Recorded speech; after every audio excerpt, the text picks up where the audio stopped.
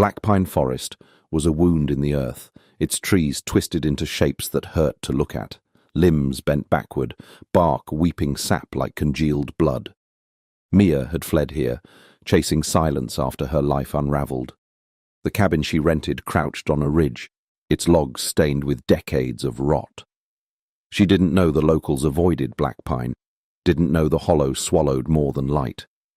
The first night, the air was too still, the silence a held breath. By the second, something circled the cabin, slow, heavy steps that sank into the dirt. Mia pressed her face to the window, but the dark was a wall. She slept with a knife under her pillow, dreaming of teeth. On the third night, she saw it. A bear loomed beyond the porch, its bulk blotting out the stars. It stood upright, swaying like a hanged man caught in a breeze. Its fur hung in clumps, revealing raw, glistening flesh beneath. Its eyes burned yellow, pupils slit like a snake's, and its jaw hung loose, unhinged, drooling something black and tar-like. Mia bolted the door, her pulse a drumbeat, but the thing didn't charge. It just watched, swaying until it melted into the trees. Dawn revealed tracks, clawed, monstrous, with toes that stretched too long, tipped with hooks of bone. Mia decided to flee to the ranger station 5 miles south. She packed water, her useless phone, and the knife, then stepped into a forest that seemed to exhale decay. The trail was a scar of mud and thorns, the air thick with the stench of wet rot and something meatier. A mile in, a growl stopped her, a sound that clawed up from the earth, wet and guttural. A bear emerged, bigger than the first, its fur a patchwork of filth and gore. Its face was wrong, half caved in, one eye dangling by a thread of sinew, the other blazing with that sickly yellow light.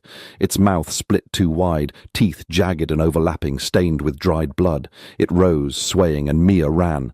The forest became a nightmare of snapping branches and slimy roots. The bear's growls chased her, joined by wet, slapping footfalls. She burst into a clearing and saw the hollow, a pit ringed with stones like broken fangs, its centre a mound of bones. Skulls stared up, animal, human, some fused into shapes that defied nature. Flies buzzed over a fresh kill, a deer torn open, its ribs splayed like wings. The bear stopped at the edge, pacing, its dangling eye swinging like a pendulum. Mia didn't wait. She fled back to the cabin, blood pounding in her ears. Night fell like a guillotine. The bears returned, 3 now, their silhouettes grotesque against the cabin's walls. One had a spine that bulged through its skin, another dragged a leg that bent backward, its paw a mass of oozing sores. Their growls harmonized into a drone that rattled the windows. Mia clutched the knife, barricading the door with a chair that splintered under the first blow. The whispers came next, rasping, inhuman, a chorus of broken throats. Flesh to ours, bone to ours. They slithered into her skull, cold and sharp. A claw punched through the door, black blood dripping from its jagged edges. Mia slashed, severing a toe that writhed on the floor like a worm. The bear howled, a sound like a child screaming through a torn throat, and the whispers turned furious. "You'll rot with us." The assault lasted hours. Claws raked the walls, leaving gashes that wept sap and blood. One bear pressed its ruined face to the window, its tongue lolling, split and leaking pus. Mia swung a fire poker, shattering glass and flesh. The thing shrieked, retreating, but the whispers promised more. Morning came, grey and sick. The bears were gone, leaving claw marks and a puddle of black sludge that stank of death. Mia ran for the ranger station, her body trembling. The forest was a mausoleum, silent, watching. She tripped, crossing a stream, gashing her leg on a rock. Blood flowed, but the wound itched, then burned. She clawed at it, peeling back skin to reveal coarse black fur sprouting beneath. Her nails thickened, curling into hooks. The ranger station was a husk, empty, its radio spitting static. Mia's reflection in a cracked mirror showed yellow eyes, teeth lengthening into fangs. The whispers surged. "Ours now. Feed with us." Her bones snapped, reshaping, the pain a white-hot blade. She fought it, tearing at her arms until blood ran black, but the change devoured her. She stumbled into the hollow, drawn by a pull she couldn't name. The bears waited, swaying, their bodies a gallery of decay, split skulls, exposed ribs, fur sloughing off in wet sheets. Mia's hands were paws now, her jaw unhinging with a crack. The hunger hit, a gnawing void that craved warm flesh, living screams. The whispers laughed, welcoming her. Weeks later, a hiker found the cabin abandoned, its walls clawed to splinters. The ranger station was a tomb, its floor sticky with black blood. In Blackpine, the locals burned sage and locked their doors, whispering of the hollow's brood. The bears had claimed another, swelling their ranks with something less than human, more than beast. In the hollow, Mia swayed with her kin, her fur matted with gore, her mind a shard of shattered glass. She didn't remember her name, only the taste of blood, the thrill of the hunt. The forest pulsed, alive with their corruption as they waited for the next fool to wander too close. The hollow grew, and so did their hunger, an endless, rotting tide. In the sleepy town of Ashwood, where the streets wound like ribbons through rows of old Victorian houses, there was a legend whispered among the locals, the ghost cat of Juniper Lane. No one knew exactly when the story began, only that it lingered like a faint mist, curling around the edges of memory. Some said it was a tabby with eyes like lanterns. Others swore it was a sleek black shadow that flickered in the moonlight. But for Ellie Harper, it was just a tale, until the night she moved into the creaky house at the end of the lane. Ellie was 29, a librarian with a love for dusty books and quiet evenings. She'd inherited the house from her great-aunt Marjorie, a woman she barely remembered, who'd lived alone with her cats until her death, a decade ago. The place smelled of lavender and thyme, its walls lined with peeling wallpaper and its floors groaning under every step. Ellie didn't mind the solitude. After a messy breakup, she craved the stillness. She unpacked her boxes, set up her bookshelves, and settled in, unaware that something or someone was watching. The first sign came on her third night. Ellie was reading in the parlour, a mug of tea steaming beside her, when she heard it. A soft thump from upstairs. She froze, book hovering mid-page. The house was old, settling noises were expected, but then came another thump, followed by a faint, rhythmic patter, like tiny feet on hardwood. She set the book down and climbed the stairs, her flashlight beam slicing through the dark. The attic door was ajar, though she was certain she'd left it closed. Inside, dust motes danced in the light, but nothing seemed amiss, except for a single paw print pressed into the grime, too fresh to belong to the past. Ellie chalked it up to a stray that had slipped in somehow. She searched the house, checked the windows, and found no trace of a living cat. Still, the next morning, she left a saucer of milk by the back door just in case. By evening it was untouched, the surface skimmed with a faint sheen of dust. That night, the pattering returned, louder this time, circling the parlour where she sat. She called out, "Hello?" But only silence answered, yet she couldn't shake the feeling of being seen. Days turned to weeks, and the presence grew. Ellie would find small things moved. A bookmark slid to the floor, a teacup shifted on its saucer. Once, she woke to the sound of purring, deep and resonant, vibrating through her pillow, though her bed was empty. She began to talk to it, half joking at first. "If you're going to haunt me, at least help with the dishes," she'd say, or "don't knock over my plants, okay?" The air would shimmer faintly, as if amused, and she'd smile despite herself. One rainy afternoon, Ellie found an old photo album in the attic, tucked behind a trunk of moth-eaten blankets. The pages were yellowed, filled with snapshots of Aunt Marjorie, stern-faced, grey-haired, always with a cat at her side. One stood out, a sleek black feline with vivid green eyes, perched on Marjorie's lap. Scrawled beneath it was a single word: Ebony. Ellie traced the name with her finger, a chill prickling her spine. That night the purring came again, closer now, and she whispered, "Ebony." The sound stopped abruptly, replaced by a soft brush against her ankle. Nothing there when she looked. Curiosity took hold. Ellie dug through the town's library archives, piecing together Marjorie's life. The old woman had been a recluse, known for her cats, dozens over the years, all strays she'd taken in. Ebony, it seemed, had been her favourite, mentioned in faded letters as my shadow, my heart. When Marjorie died, neighbours said the cats scattered, but no one recalled seeing Ebony again. The house sat empty until Ellie arrived, and now it seemed Ebony had returned. The haunting wasn't frightening, not really. Ellie grew used to the little signs, the paw prints that appeared on foggy windows, the faint jingle of an invisible collar, the way her reading lamp flickered when she stayed up too late. She started leaving out treats, not milk, but bits of tuna or a catnip toy she'd bought on a whim. They'd vanish by morning, though no crumbs remained.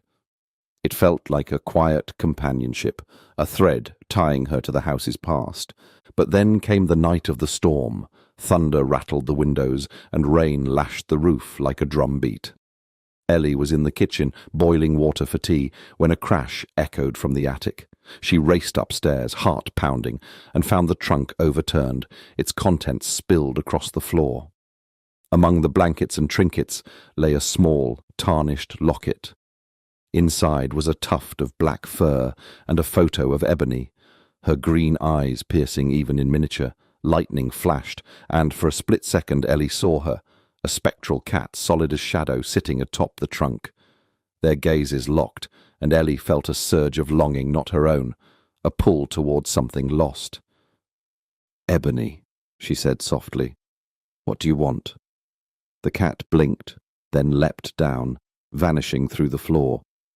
Ellie followed the instinct, descending to the parlour where the air grew thick and cold. A drawer in Marjorie's old desk slid open on its own, revealing a bundle of letters tied with TW with a faded ribbon. They were Marjorie's, written to Ebony after her death. Apologies, pleas for forgiveness, confessions of loneliness. "I should have buried you proper," one read. "I left you wandering, didn't I?"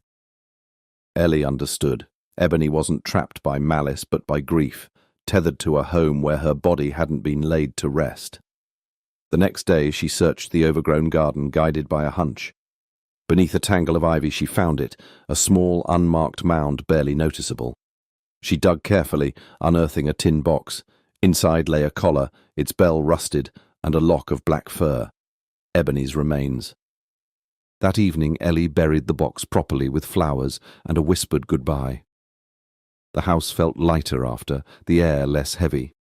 The pattering stopped, the purring faded, and the paw prints ceased. But sometimes, on quiet nights, Ellie swore she felt a brush against her leg, or saw a flicker of green in the dark. She'd smile and say, "Good night, Ebony," knowing the ghost cat of Juniper Lane had finally found peace, yet chose to linger just a little with her new friend. Maple Street wasn't just quiet, it was unnaturally still, a place where the air tasted like mothballs and the oaks drooled sap that glowed faintly at night. The houses leaned inward, as if whispering secrets, and the residents moved like puppets with half-cut strings. It was a street of cracked teacups and forgotten clocks, where nothing strange happened until the ghost squirrel slithered through the walls. It began with Edith Gizzard, a widow at number 12 who smelled like lavender and moth wings. She was peeling carrots with a rusty spoon one night when a scree-wobble echoed from her chimney. Not a normal sound, no wind, no bats, just a wet, gurgling chirp that made her spoon bend backward. She waddled to the fireplace, peering up the flue, and something peered back. Two glowing orbs, not quite eyes, hovering in a swirl of smoky fur. Then a carrot, her carrot, flew from her hand, spiraled up the chimney, and vanished. A single acorn plopped down instead, oozing a sticky purple goo. Edith shrieked and the goo giggled.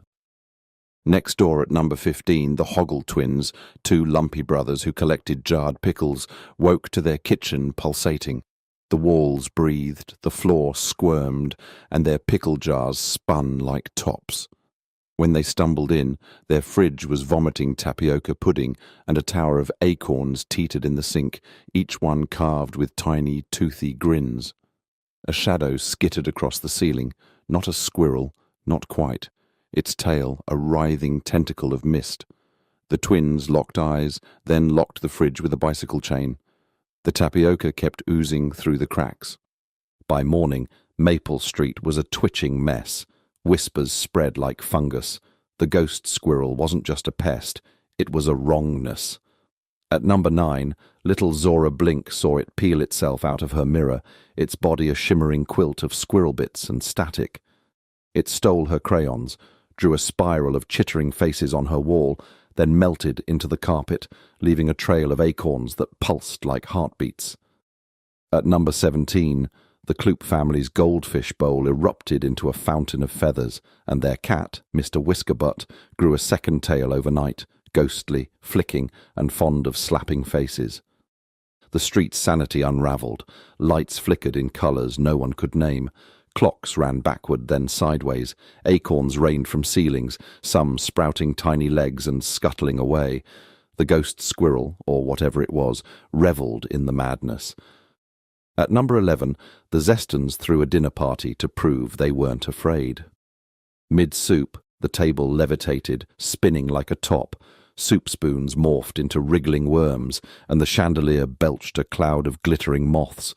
A squirrel thing perched atop it, its eyes dripping like wax, its tail a spiral of teeth. It hiccuped, and the room filled with the sound of 1,000 wet socks slapping concrete. Guests fled, clawing at the door as it giggled behind them. A meeting was called in the town's only room with no windows, a damp, fungal basement. Theories oozed forth, alien squirrel probes, a cursed acorn god, a government experiment gone gooey. Traps failed, cages melted into syrup, cameras caught only blurs of claws and whispers. Then Old Man Gorp, a hunched figure who smelled of mildew and secrets, coughed up a tale. "It's the squirrel of the Hollow Vale," he wheezed, his tongue flicking oddly. "Back in 1888, a tinker named Zebulon Crank trapped squirrels in jars, pickled 'em alive. One got loose, big, wrong, with eyes like oil slicks. It ate his shadow, then his sanity. Zeb shot it under that oozing oak, but it didn't die. It unravelled, been waiting ever since, chewing holes in the world." The oak, Edith's tree, its bark rippling like flesh.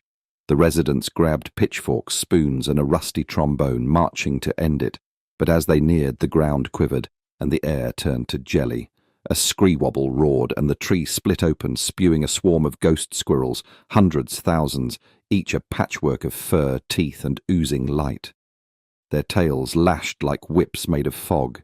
Their acorns rained down, sprouting mouths that sang in reverse. The mob screamed, flailing as the squirrels crawled inside their coats, nibbling at their thoughts. The trombone wailed once, then melted. Maple Street broke. They stopped fighting, started feeding it. Piles of acorns, jars of jam, their least favourite socks. Sometimes the squirrel things danced on the offerings, leaving trails of glittering slime. Sometimes they burrowed into walls, birthing more shadows. Edith kept peeling carrots, though they screamed now. The Hoggle twins built a pickle shrine, and Zora's crayons drew themselves into knots. The Zestons boarded their windows with soup cans, whispering apologies to the air. A new family moved in years later, all shiny teeth and disbelief. "Ghost squirrels?" "Pfft," they said, unpacking their normalcy. That night, a scree-wobble shook their bones. An acorn rolled across their floor, sprouting a tiny clawed hand that waved. The mirror rippled, and a tail, too many tails, slithered out, chittering a welcome in a voice like drowning violins. The family didn't unpack again. Maple Street settled into its weirdness, a place where shadows giggled and acorns dreamed. The oak pulsed, the squirrels multiplied, and the world beyond pretended not to notice. Somewhere, Zebulon Crank's pickled jars rattled, and the squirrel beyond the veil chewed another hole in reality, one gooey bite at a time. Hollow Ridge wasn't just a forest, it was a wound in the world, a place where the soil pulsed faintly, as if something beneath it still breathed. The locals called it cursed, said the trees drank blood and the shadows moved on their own.